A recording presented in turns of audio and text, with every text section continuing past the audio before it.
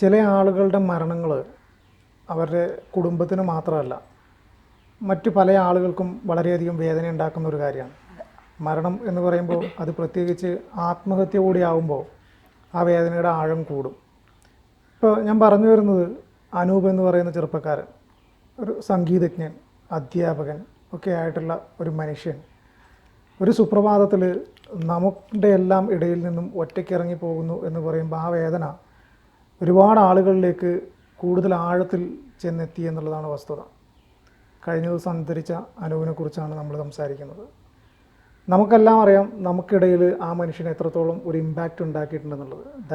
ധന്യയുടെ social മീഡിയയിൽ post ചെയ്തിട്ടുണ്ട്, എൻ്റെ ഒരു കാലത്തെ ക്രഷായിരുന്നു എന്നുള്ളത്. അങ്ങനെ അദ്ദേഹത്തെ ഇഷ്ടപ്പെടുന്ന അല്ലെങ്കിൽ അദ്ദേഹത്തിൻ്റെ സംഗീതത്തെ സ്നേഹിച്ചിരുന്ന, അദ്ദേഹത്തിലെ അധ്യാപകനെ സ്നേഹിച്ചിരുന്ന, അങ്ങനെ അദ്ദേഹവുമായിട്ട് വളരെ അടുപ്പം കാത്തു സൂക്ഷിച്ച വലിയൊരു ജനസമൂഹമുണ്ട് അദ്ദേഹത്തിന് ചുറ്റും. പക്ഷെ ഇന്നും ആർക്കും അറിയില്ല എന്തിനാണ് അദ്ദേഹം നമ്മളെ വിട്ടുപോയതെന്ന്. എന്തെങ്കിലും ഒരു സൂചന എവിടെയെങ്കിലും അദ്ദേഹം ബാക്കി വെച്ചിട്ടാണോ യാത്രയായത്? സൂചനകൾ പലതും പുറത്തു വരുന്നുണ്ട്. പക്ഷെ കുടുംബത്തെ ആരെങ്കിലും എന്തെങ്കിലും പറയുന്നത് കേട്ട് ബുദ്ധിമുട്ടിക്കാൻ നമ്മൾ തയ്യാറാകുന്നില്ല. പല അഭിപ്രായങ്ങളും പലരും സോഷ്യൽ മീഡിയയിലൂടെ കണ്ടെത്തലുകൾ നടത്തുന്നുണ്ട്. മരണകാരണം അവരുടെ വീട്ടുകാരെ, ഭാര്യയെ, ഭാര്യയുടെ അമ്മയെ, ഭാര്യയുടെ വീട്ടുകാരെയൊക്കെ കുറ്റപ്പെടുത്തി. ഈ സമയത്ത് ആരെയും കുറ്റപ്പെടുത്തേണ്ടതിൻ്റെ ഒരു ആവശ്യകത ഉണ്ടെന്ന് എനിക്ക് തോന്നുന്നില്ല. കാരണം അദ്ദേഹത്തിന് എന്തെങ്കിലും പറയാനുണ്ട് എങ്കിൽ ആ മരണം സ്വാഭാവികമായ ഒരു മരണമാണ്. അതായത് അദ്ദേഹം സ്വന്തം ഇഷ്ടപ്രകാരം ജീവിച്ച് മതി എന്ന് തീർത്ത് പറഞ്ഞ് അതിന് അദ്ദേഹത്തിൻ്റെതായ കാരണങ്ങളുണ്ടാകാം, അല്ലേ? ഇപ്പം ഇങ്ങനെ നമ്മളൊക്കെ ചിരിച്ചിരിക്കുന്നു.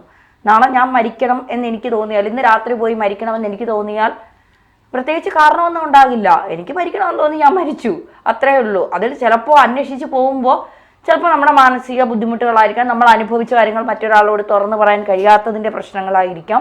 അപ്പം ഇങ്ങനെ പല കാര്യങ്ങളും അതിൻ്റെ അകത്തുണ്ടാവും.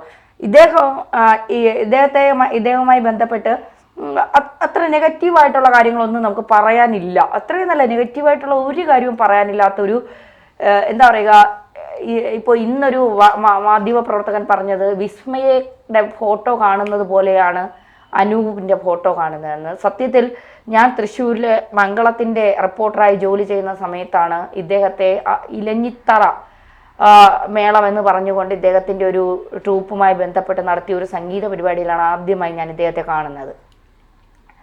നമ്മുടെ ആ സമയം, ആ പ്രായം, ആ സമയം എന്നൊക്കെ പറയുന്നത് നമുക്കൊരു വല്ലാത്ത, എന്താ പറയുക, ഒരു ഈ സിനിമാ നടന്മാരോടായാലും ഒക്കെ നമുക്ക് വല്ലാത്തൊരു ക്രഷ് തോന്നുന്ന സമയമാണ്. അപ്പോൾ ഇദ്ദേഹത്തെ കണ്ടപ്പോൾ ഇദ്ദേഹത്തിൻ്റെ സംഗീതത്തെ, ഇദ്ദേഹത്തെ ഒക്കെ ഭയങ്കരമായി ആരാധിച്ച, പിന്നീട് ഫേസ്ബുക്കിലൊക്കെ ഇദ്ദേഹത്തെ തപ്പി നടന്ന് കണ്ടുപിടിച്ച് എന്താ പറയുക, ഫോളോ ചെയ്ത് മെസ്സേജ് അയക്കാൻ പേടിയുണ്ടായിരുന്നൊരു കാലം. എങ്ങനെ ഈ മനുഷ്യൻ അതിനെ എടുക്കും എന്നൊക്കെ പറഞ്ഞാൽ അത്ര കുറേ നാൾ അതിൻ്റെ പിന്നാലെ നടന്ന ഒരാളാണ് ഞാൻ. ഒരുപക്ഷെ എന്നെ കൂടുതൽ സ്വാധീനിച്ചത് അദ്ദേഹത്തിൻ്റെ സംഗീതത്തെക്കാൾ അദ്ദേഹത്തിൻ്റെ സ്വഭാവമായിരിക്കാം. എല്ലാവരോടും വളരെ അനുകമ്പയോടെ, വളരെ, അദ്ദേഹത്തിൻ്റെ സാമ്പത്തികമായി പിന്നോക്കം നിൽക്കുന്ന ഒരാളല്ല അദ്ദേഹം സാമ്പത്തികമായി അച്ഛനും അമ്മയ്ക്ക് ഒറ്റ മകനാണ്. അദ്ദേഹം വിവാഹിതനായതും അച്ഛനും അമ്മയ്ക്ക് ഒറ്റ മകളെയാണ് കല്യാണം കഴിച്ചിരിക്കുന്നത്. മക്കളൊക്കെ ആയിട്ട് ഡോക്ടറാണ് വൈഫ്.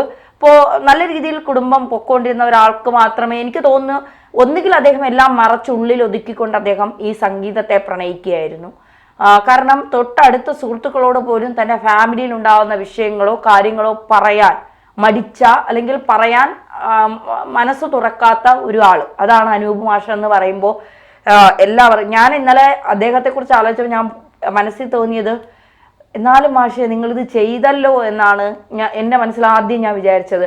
ഇത്രയേ ഉള്ളൂ മനുഷ്യൻ്റെ മനസ്സ് എന്ന് പറയുന്നത്. നമ്മളെ ദ്രോഹിക്കാനും ഉപദ്രവിക്കാനും വിമർശിക്കാനും, നമ്മൾ തെറ്റ് ചെയ്തില്ലെങ്കിലും നമ്മളെ തെറ്റ് ചെയ്തവരായി ചൂണ്ടിക്കാട്ടാനും ഒക്കെ ഒരുപാട് പേരുണ്ടാകും. പക്ഷെ ഒരു സെക്കൻഡ് നമ്മൾ അവരിൽ നിന്ന് അകന്നു പോകുമ്പോൾ ഒരു മാപ്പ് പോലും നമ്മളോട് ചോദിക്കാൻ പറ്റാതെ അവരുടെ മരണം വരെ അവർ ചിലപ്പോൾ നീറി ജീവിക്കേണ്ട അവസ്ഥ വരും. അത് മനുഷ്യത്വമുള്ളവരെ കുറിച്ചാണ് ഞാൻ പറയുന്നത്, അങ്ങനെ അല്ലാത്തവരെ കുറിച്ചല്ല. പക്ഷെ ഇദ്ദേഹത്തിൻ്റെയൊക്കെ ആ ഫോട്ടോയൊക്കെ കാണുമ്പോൾ നമ്മൾ കുട്ടികൾക്കിടയിലേക്ക്, ഇംഗ്ലീഷ് അധ്യാപകനാണ്, ഇംഗ്ലീഷ് നന്നായി സംസാരിക്കുന്ന ഒരാളാണ്, ഗാന്ധിയൻ സ്റ്റഡീസ് ചെയ്ത ഒരാളാണ്, സംഗീതജ്ഞനാണ്, പാട്ടുകാരനാണ്.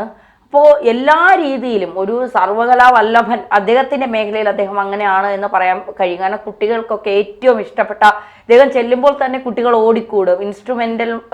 സംഗീത ഇൻസ്ട്രുമെന്റൽ വാങ്ങാനില്ലാത്തവർക്ക് സ്വന്തം കയ്യിൽ നിന്ന് പണമെടുത്ത് വാങ്ങിക്കൊടുക്കുന്ന ഒരു അനൂപ് മാഷിനെയാണ് അവർ കണ്ടിരിക്കുന്നത്.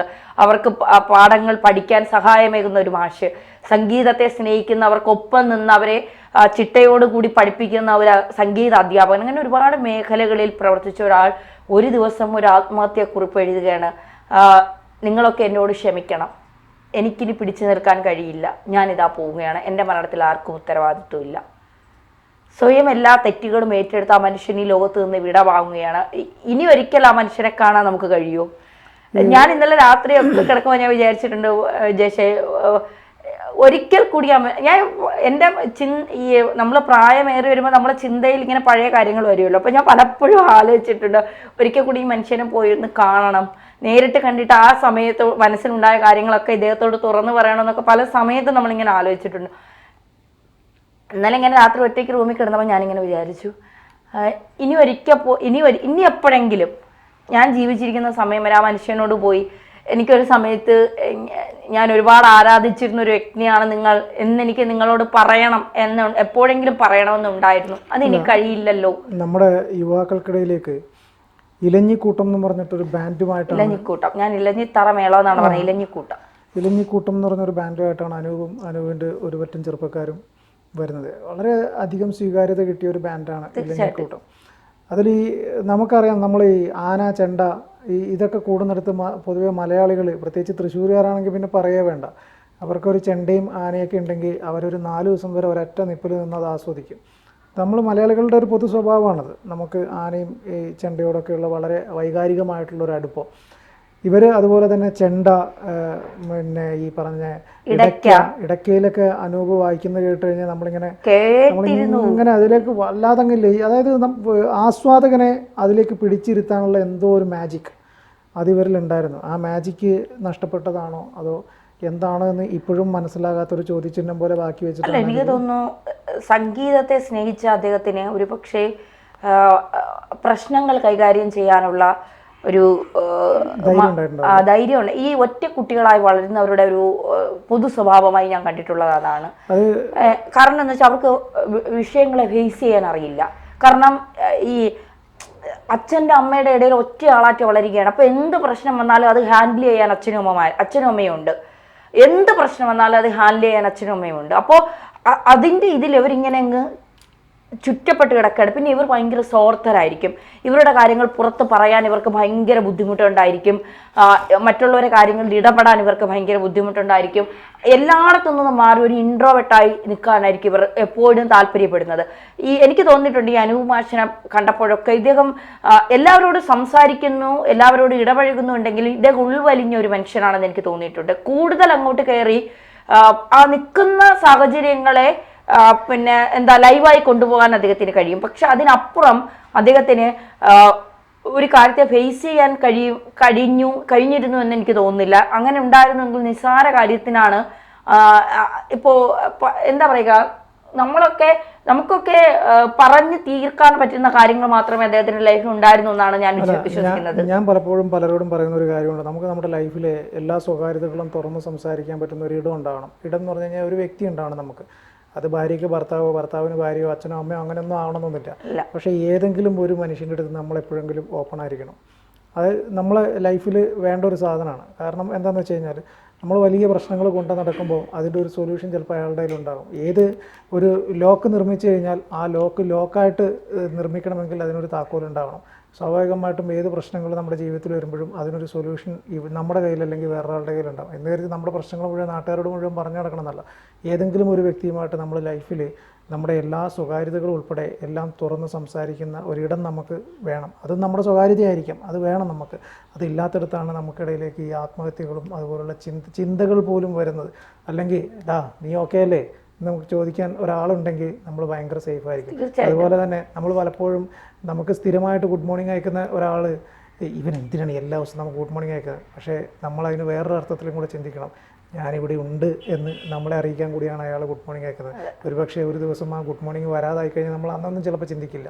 പിന്നീട് നമ്മൾ ഇപ്പം എന്താ ഇയാളുടെ ഗുഡ് മോർണിംഗ് വരാത്ത എന്ന് ചിന്തിക്കുമ്പോഴേക്കും മറുതലക്കൽ ചിലപ്പോൾ അയാൾ ഉണ്ടാകണം ഇല്ല. അതൊക്കെയാണ് നമ്മൾ ചിന്തിക്കുന്നതിൽ നിന്ന് കുറച്ച് മാറ്റി നമ്മൾ ലൈഫിൽ ചിന്തിച്ചു നോക്കിക്കഴിഞ്ഞാൽ വളരെ രസകരമാണ് നമ്മുടെ ജീവിതം. തീർച്ചയായിട്ടും. എന്തായാലും അനൂപ് മാഷിന് ആദരാഞ്ജലികൾ നേരം. അത്രമാത്രമേ ഇനി ജീവിതത്തിൽ കഴിയൂ നമുക്ക്.